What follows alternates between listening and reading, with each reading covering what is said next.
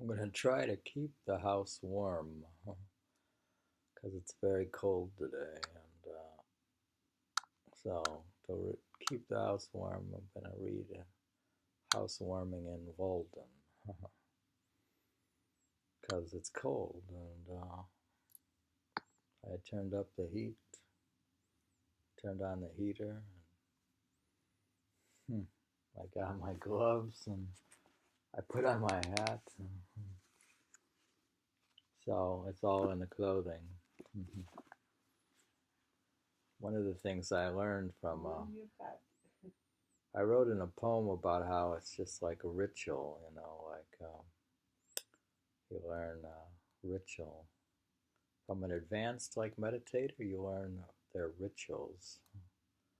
Like you can't learn the inside world, but they might know what tea they're drinking and their clothes.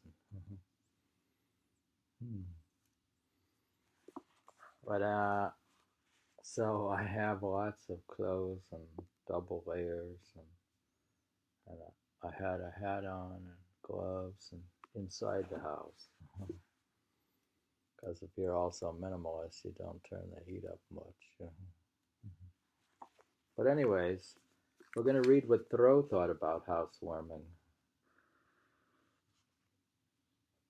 In Walden. In October, I went graping to the river meadows and loaded myself with clusters more precious for their beauty and fragrance than for food. There too I admired, though I did not gather the cranberries. Do we need cranberries for our salad? Cranberries, small flaxen gems, pedants of the meadow grass, pearly and red, which the farmer plucks with the ugly rake, leaving the smooth meadow with a snare, heedlessly measuring them by the bushel and the dollar only, and sells the spoils of the meads to Boston and New York, destined to be jammed, to satisfy the taste of lovers of nature there. So, if you ever been to Cape Cod, you see those cranberry fields. They grow cranberries. Have you seen a cranberry field? They're like a bog, or they're like sort of like a swamp type of thing.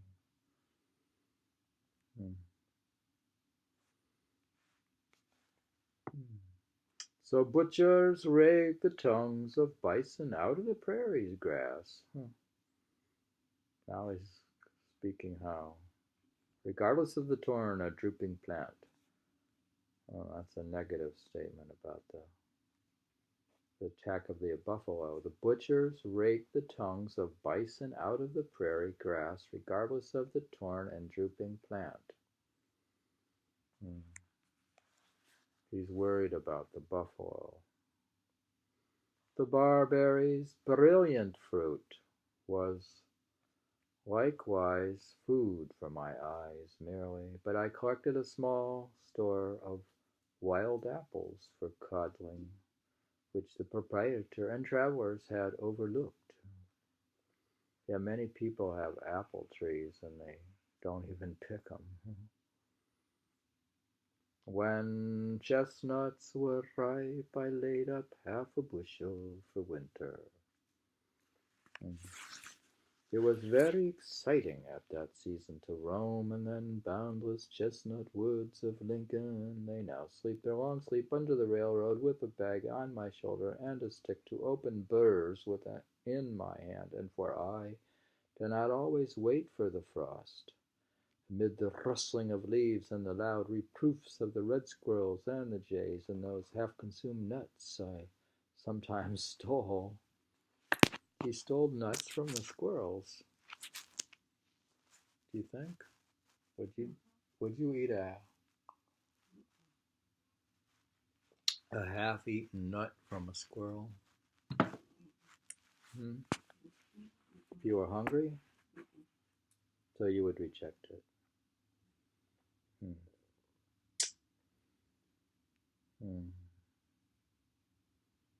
I relinquished these trees to them, and visited the more distant forests, composed wholly of chestnut,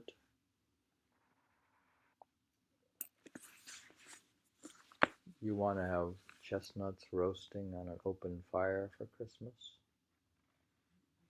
How would we do that? We could bring chestnuts. These nuts, as far as they went, were a good substitute for bread. Many other substitutes might perhaps be found. Digging one day for fish worms, I discovered the groundnut, Abeus tuberosa, on its string, the potato of the Aborigines. Potato of the Aborigines.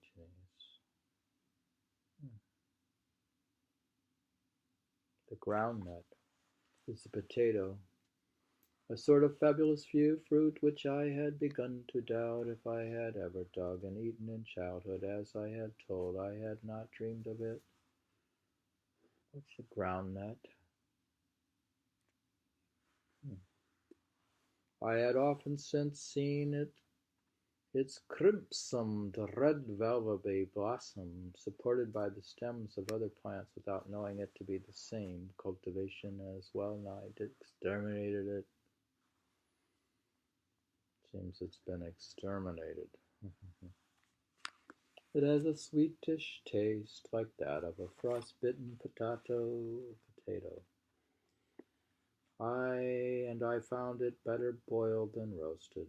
This tuber seemed like a faint promise of nature to rear his own children and feed them simply here at some future period.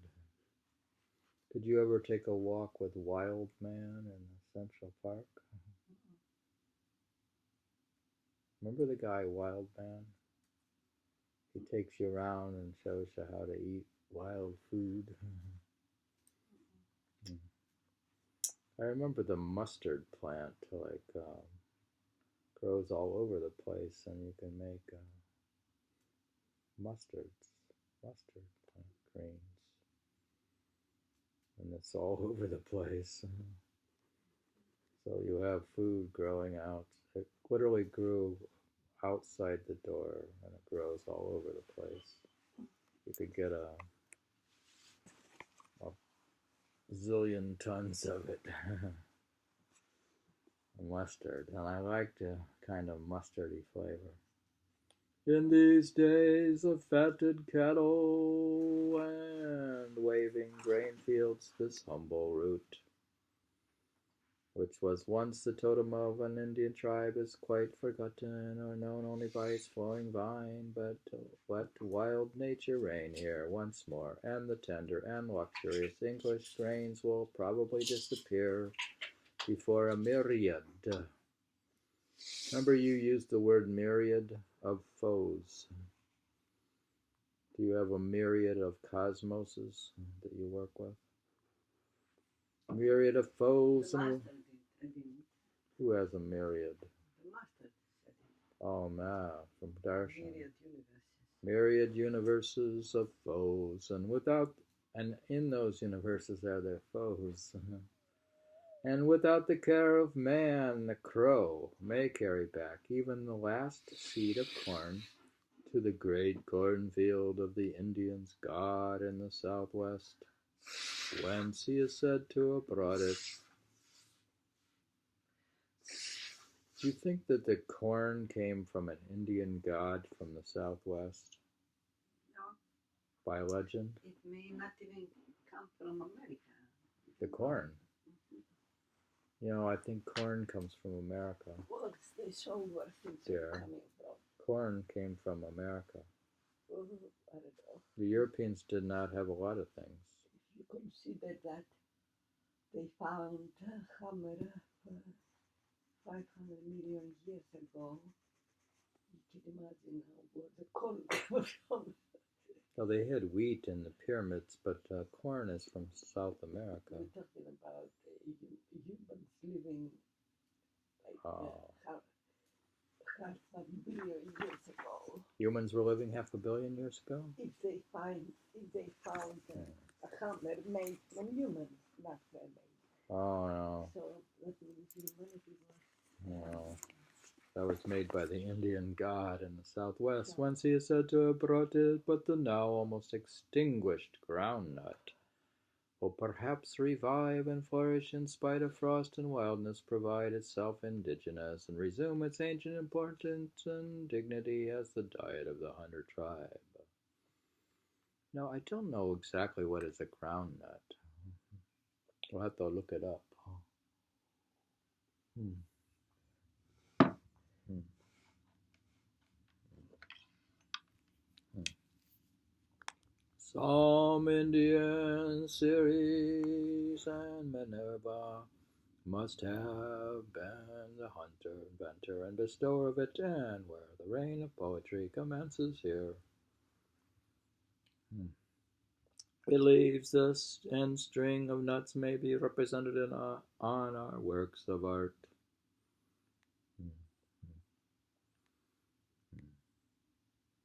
Already at the 1st of September I had seen 2 or 3 small maples turn to scarlet across the pond. We're talking about fall here. Thought we were going to get to winter. But he's just saying warming the house. He didn't say. You know what? Seems a groundnut could be a peanut. Yeah, you don't know anything about nature or about food. I know nothing almost.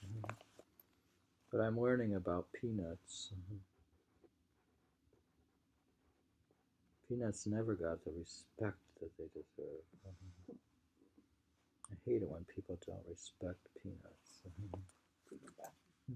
Already by the 1st of September I had seen 2 or 3 small maples turn scarlet across the pond between where the white stems of 3 aspens diverged, and at the point of a promontory next the water.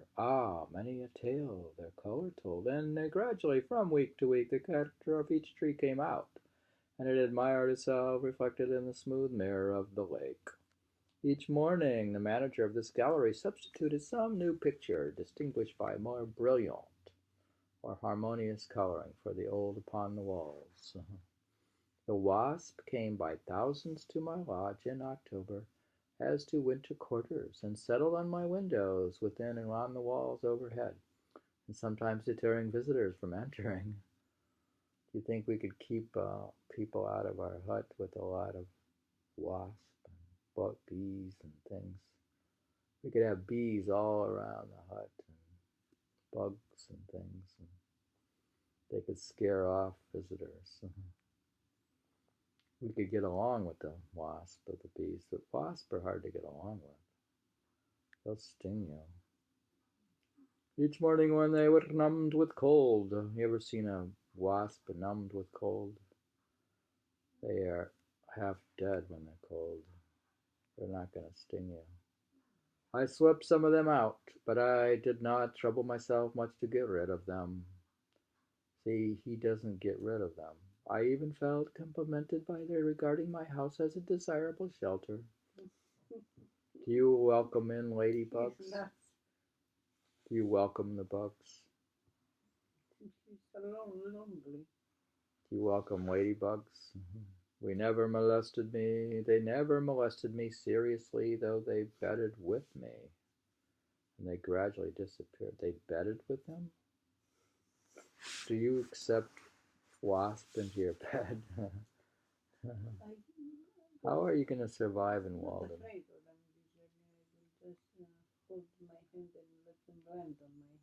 A wasp? If I don't move, they're not gonna bite me. A wasp isn't? I was. That's more than me. I'm afraid of wasp. Is there a difference between a wasp and a bee? A wasp and a bee are, well, they have different personality. I can distinguish. A wasp, they still might sting you. Just bees. I don't trust them. I have no trust in wasps. I grew up on the farm and I got stung too many times.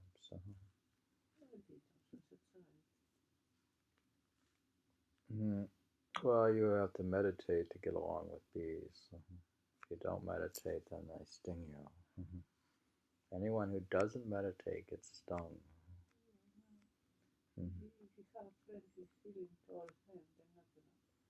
If you're hostile towards them, that's true. That's probably true. So we're going to experiment with that. We're going to have wasp in our bed.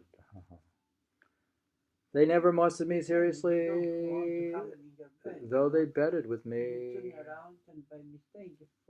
Yeah. They gradually disappeared into the crevices I do not know, avoiding winter and unspeakable cold. Like the wasp before, I finally went into winter quarters in November. I used to resort to the northeast side of Walden, which the sun reflected from the pitch pine woods, and the stony shore made the fireside of the pond, and it is so much pleasanter and wholesomer to be warmed by the sun. Now we know how he does his housewarming. He goes sits in the sun. That makes sense. In November. While you can be then for an artificial fire, I thus warmed myself by the still glowing embers which the summer, like a departed hunter, had left.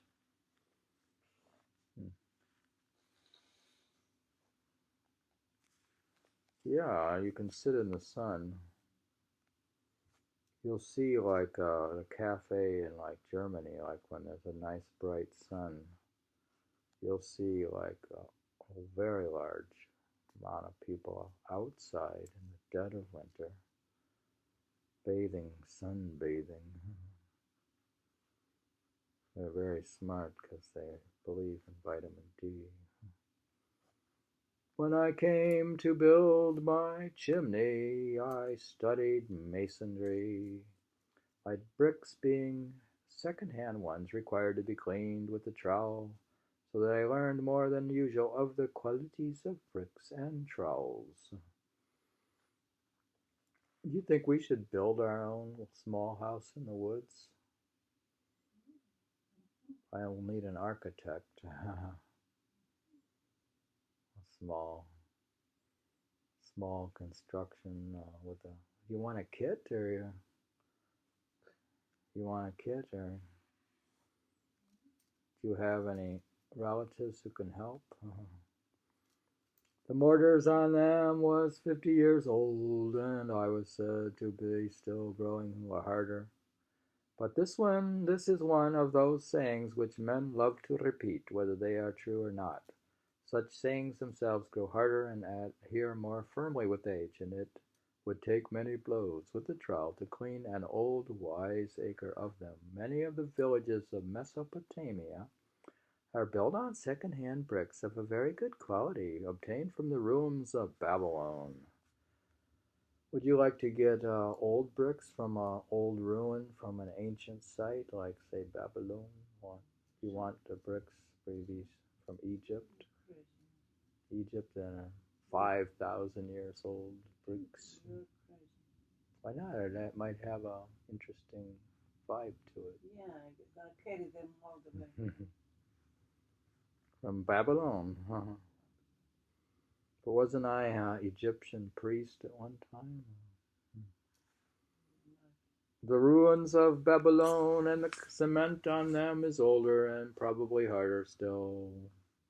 However that may be, I was struck by the peculiar toughness of the steel, which bore so many violent blows without being worn out. As my bricks had been in a chimney before, though I did not read the name of Nebuchadnezzar on them, I picked out as many fireplace bricks as I could find to save work and waste, and I filled the spaces between the bricks about the fireplace with stones from the pond shore, and also made my mortar with the white sand from the same place.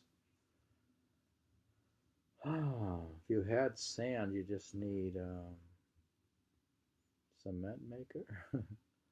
I lingered most about the fireplace as the most vital part of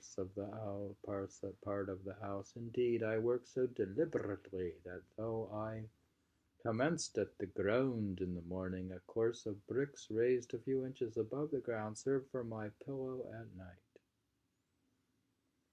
You need a raised spot for your pillow.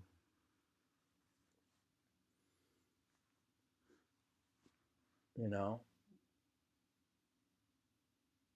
I usually raise my spot above the pillow in a sleeping bag situation. Yet I did not get a stiff neck for it that I remember. My stiff neck is of an older date. I took a poet to board for a fortnight about those times, which caused me to be put to it for room. He brought his own knife, though I had two, and he used to score them by thrusting them into the earth.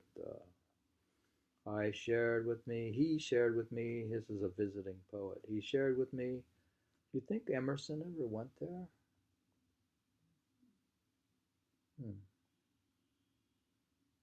He must have loved nature. You would think he would want to come visit. He shared with me the labors of cooking. I was pleased to see my work rising so square and solid by degrees, and reflected that, if it proceeded slowly, it was calculated to endure a long time. That he's adding, for his housewarming, he's adding the chimney, basically. We're building a chimney, or you can get a wood-burning stove. Would you like a simple wood-burning stove in the hut, in our house?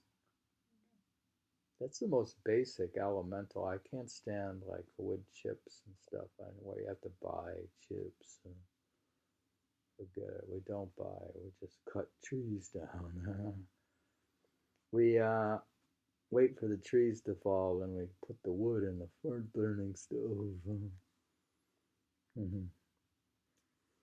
Would you like a wood-burning stove?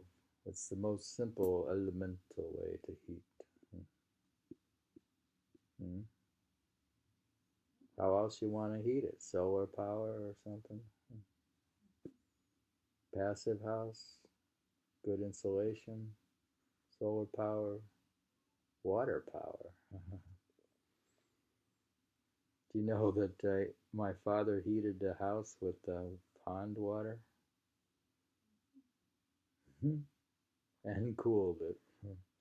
The chimney is to some extent an independent structure, standing on the ground and rising through the house to the heavens. Even after the house is burned, it still stands sometimes, and its importance and independence are apparent. This was towards the end of summer. It was now November. We better get this thing done, because it's going to be cold in New England.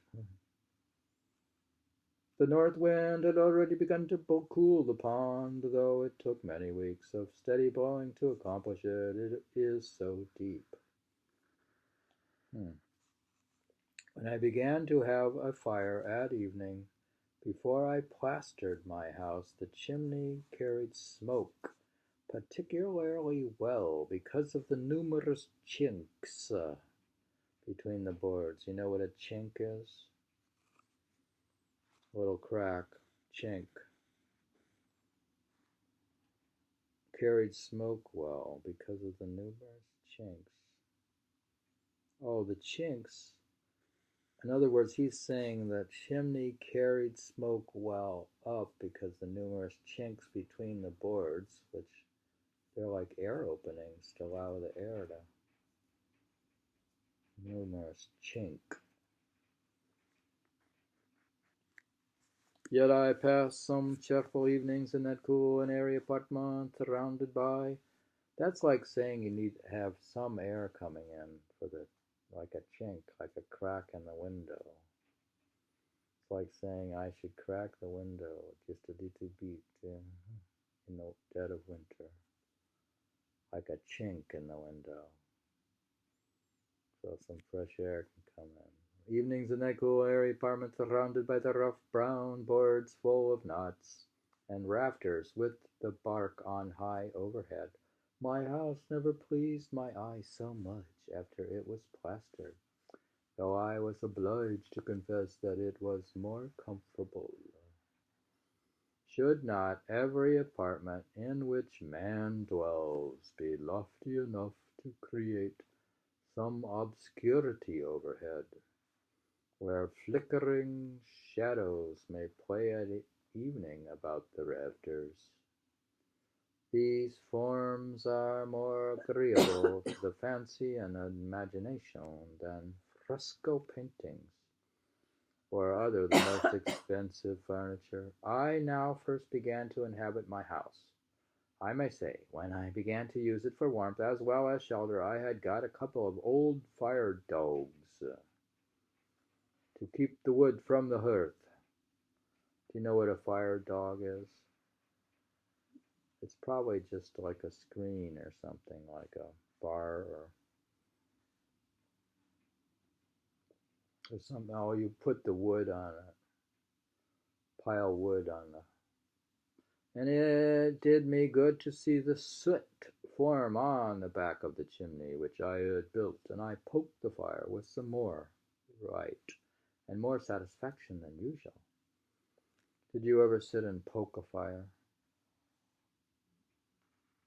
Do you think that cavemen poked fires and enjoyed the warmth of the fire? Is that why you feel a sense of satisfaction, having been descended from cavemen? I enjoy a fireplace because I once was a caveman. My dwelling was small, and I could hardly entertain an echo in it, but it seemed larger for being a single apartment and remote from neighbors. All the attractions of a house were concentrated in one room. It was kitchen, chamber, parlor, keeping room, and whatever satisfaction parent or child, master or servant derived from living in a house. I enjoyed it all. Do you think we could live in a one-room house if we had to, or at least for the weekend? Our weekend house? We could. I don't see why not. You have your studio apartment in Manhattan and a one-room cabin in the Adirondacks. Cato says the master of a family must have in his rustic villa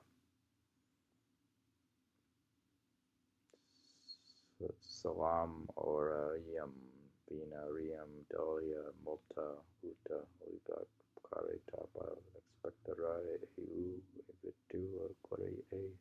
That is an oil and wine cellar, many casks, so that it may be pleasant to expect hard times. It will be for his advantage and virtue and glory. Who said that? Cato. Cato is advising you have a wine cellar or an oil cellar. But I didn't know oil had to be kept in a cellar. You gotta have oil, right? Olive oil. Where are we gonna get the olive oil?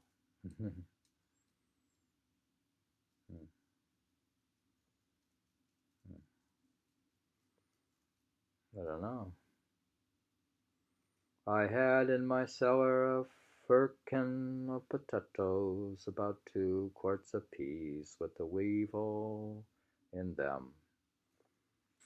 He's got weevil in his peas. And on my shelf a little rice, a jug of molasses, and of rye, and Indian meal, a peck each. So we could have rice, molasses, peas, potatoes, rye. I sometimes dream of a larger and more populous house, standing in a golden age of enduring materials and without gingerbread work, which shall still consist in only one room.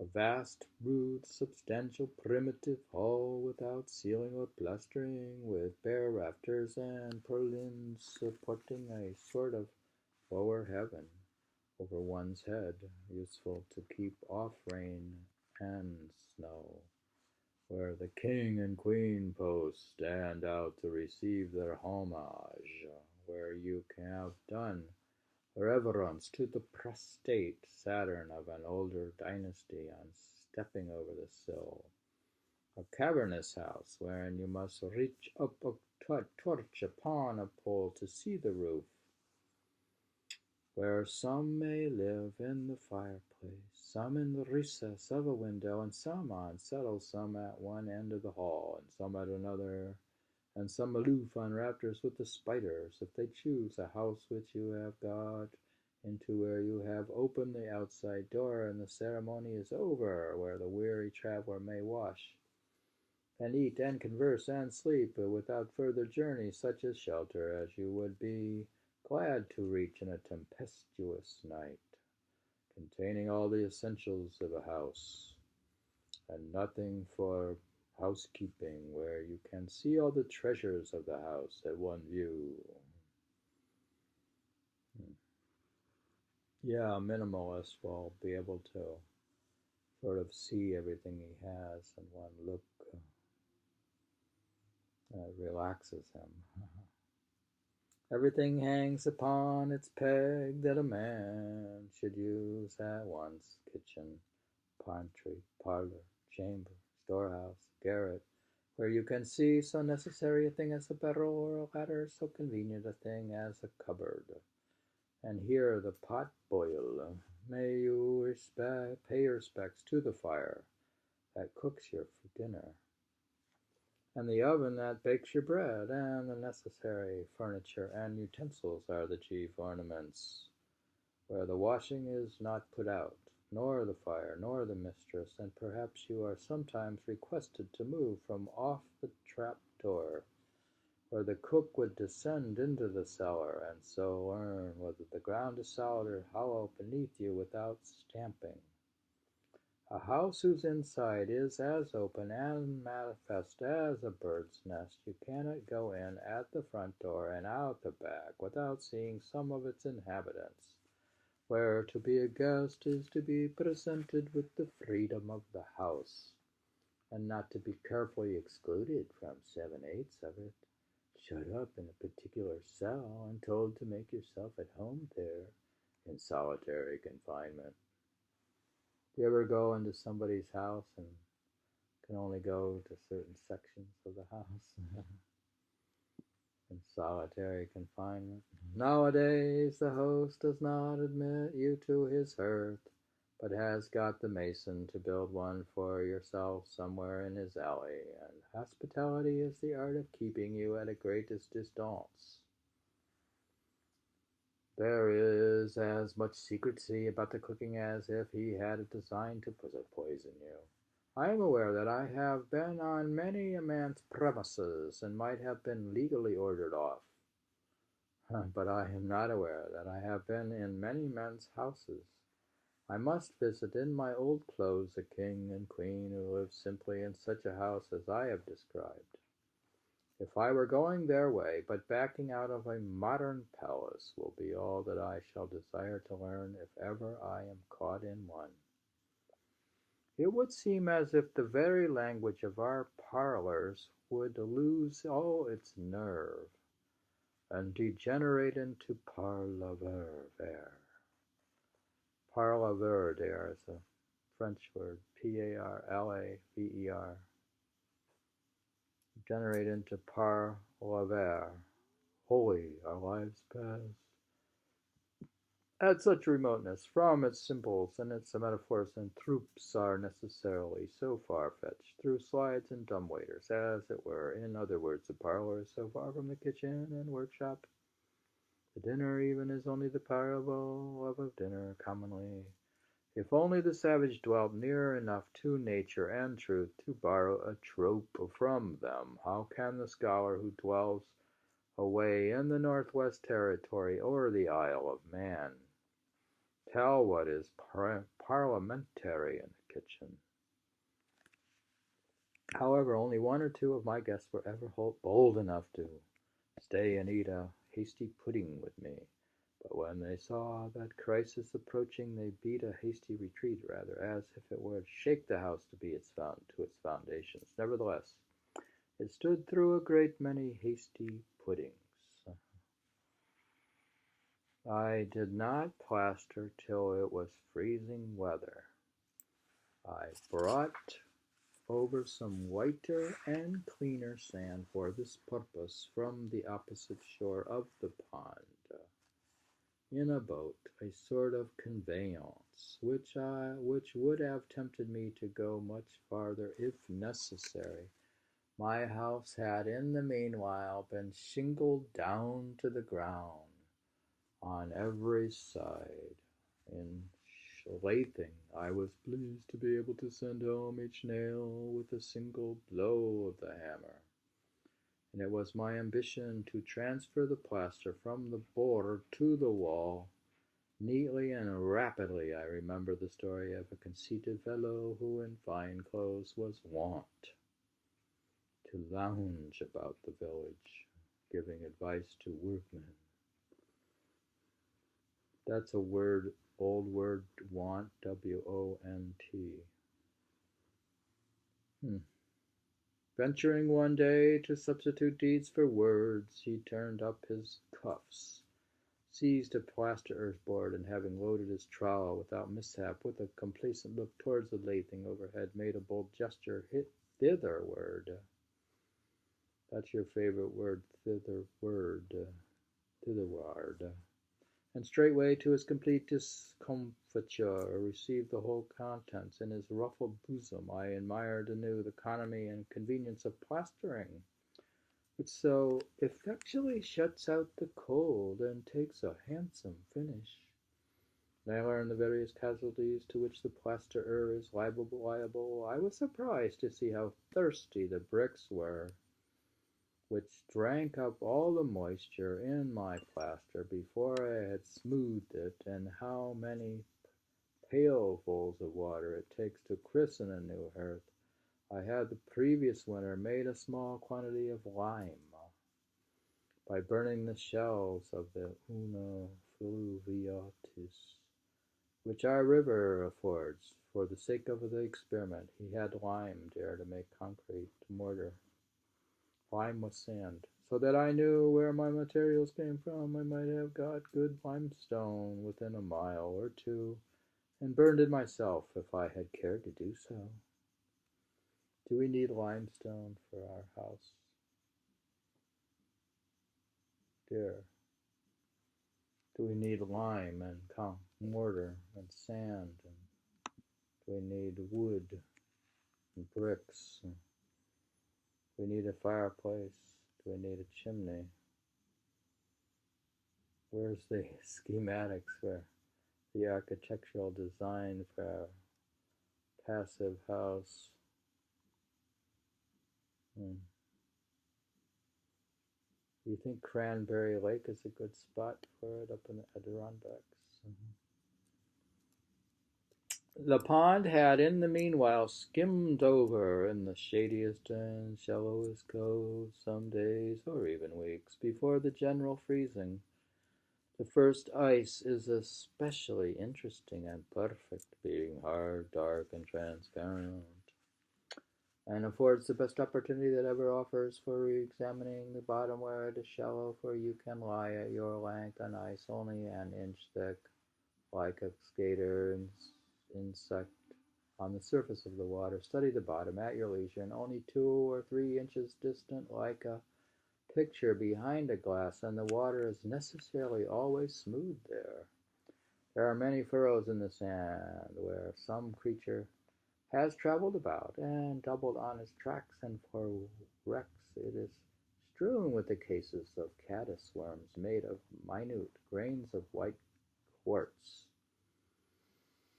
Perhaps these have creased it, for you find some of their cases in the furrows, though they are deep and broad for them to make. But the ice itself is the object of most interest, though you must improve the earliest opportunity to study it. If you examine it closely the morning after it freezes, you find that the greater part of the bubbles which are first appeared to be within it are against its upper surface, and that more are continually rising from the bottom, while the ice is as yet comparatively solid and dark, that is, you see the water through it. These bubbles are from an 80th to an eighth of an inch in diameter, very clear and beautiful. And you see your face reflected in them through the ice. There may be 30 or 40 of them to a square inch. These are also already within the ice narrow, prolonged, perpendicular bubbles, about half an inch long, sharp cones with the apex upward or oftener, if the ice is quite fresh. Minute spherical bubbles, once directed above another, like the string of beads. But these within the ice are not so numerous nor obvious as those beneath. I sometimes used to cast on stones to try the strength of the ice, and those which broke through carried an air with them, which formed very large and conspicuous white bubbles beneath. One day when I came to the same spot 8 hours afterwards, I found that those large bubbles were still perfect.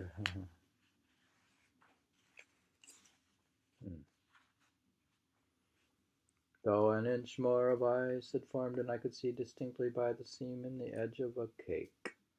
But as the last 2 days had been very warm, like an Indian summer, the ice was not now transparent, showing the dark green color of the water and the bottom, but opaque and whitish or gray, though twice as thick, was hardly stronger than before, for the air bubbles had greatly expanded under this heat and run together and lost their irregularity. They were no longer one directly over another, but often like silvery coins poured from a bag, one overlapping another, or in thin flakes, as if occupying slight cleavages. The beauty of the ice was gone. It was too late to study the bottom, being curious to know what position my great bubbles occupied with regard to the new ice. I broke out a cake containing a middling-sized one, and turned it bottom upward. You see, like when you have a pond, like when you have fresh new ice, it's very beautiful because it's clear and smooth and you can play hockey on it. But if it gets all snowed on and gets thick and gets and then melts and remelts and gets snowed on and melts and then refreezes and melts and freezes and it gets all clumpy and it's not clear and you can't play hockey on it. Why didn't he play hockey? The new ice had formed around and under the bubble so that it was included between the two ices.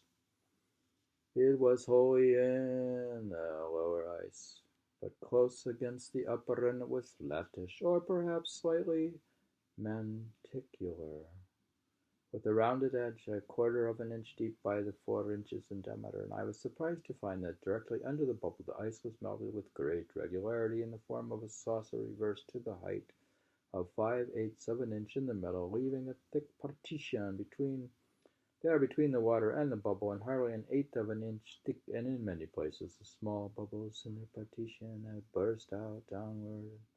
Probably there was no ice at all under the largest bubbles, which were a foot in diameter. I think he needs to just have a picture or maybe an Instagram movie. Why didn't he just post it? The bubbles. Can you post the bubbles for him? Yeah? Can't you post a video of these bubbles at Walden Pond for Thoreau? I inferred that the infinite number of minute bubbles which I had first seen against the upper surface of the ice were now frozen in likewise, and that each in its degree had operated like a burning glass on the ice beneath to melt and rot it. These are the little air guns which contribute to make the ice crack and whomp, whomp, whomp. He just whomped the ice. We were talking about the viability of playing hockey on Walden Pond.